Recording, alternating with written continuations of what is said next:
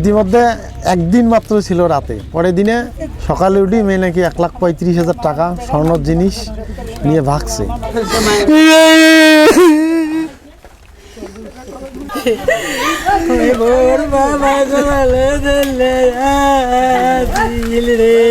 আশেপাশের লোক বলে এর স্বামীর কোনো অভাব নাই, এ মেয়ে চরিত্রহীন, এই ব্যবসা করি খায়।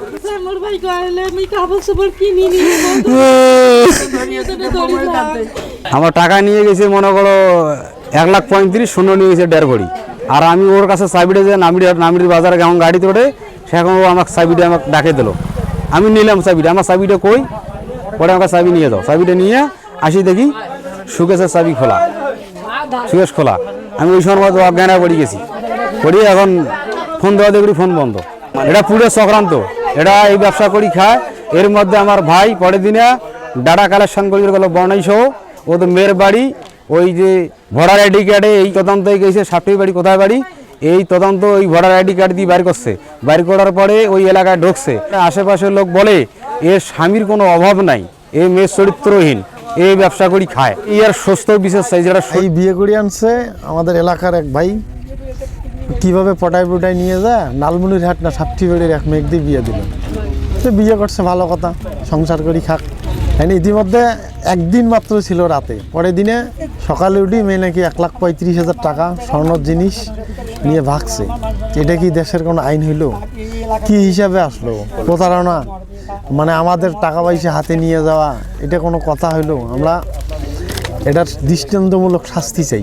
ঘটক তো ভাইয়াকে নিয়ে যে বিয়ে দিল, বলছে যে মেয়ে ভালো নার্সের চাকরি করে, এইসব অনেক কিছু লোভ দেখে ভাইয়া মনে করছে হয় এলাকার লোক আবার কি খারাপ কিছু করবে, তা বিয়ে করে নিয়ে আসিল। রাতে খাবার দাবার পর ওরা ঘুমাইলো।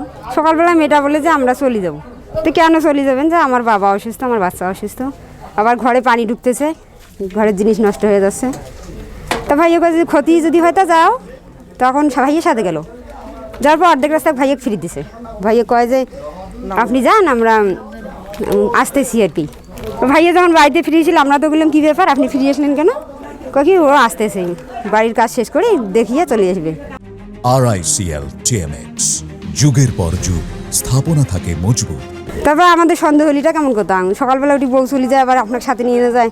তারপর ঘরে দেখে ভাইয়ের টাকা পয়সা নেই, জিনিসও নেই। এইভাবে যে এইটা কাজ করি গেল, এটা কি ঠিক করছে? এটা তো তাই সিটিং, এটা তাই আল্লাহ তো শুনিয়ে যাবার না, তাই বলে এই ব্যবসিক করি খায়। এই ধরনের এই মহিলা আরও বলে 2-3টে 1 পালা টাকা বলে মারধার করিয়ে খাইছে, এইভাবে বিয়েও দিয়ে শাদি দিয়ে। আর ওর সাথে কিন্তু যে ঘটক যে ঘটকালি করছে, ওর সাথে আমার ভাইয়ের আজ 15-20 বছর আগে কিন্তু মারামারি হয়েছিল, মাথা ফাটাফাটি হয়েছিল। সেই কিন্তু এই জন্যে আমার ভাইয়ের নিয়ে যায় এই রাকেশটা যাচ্ছে ভাই।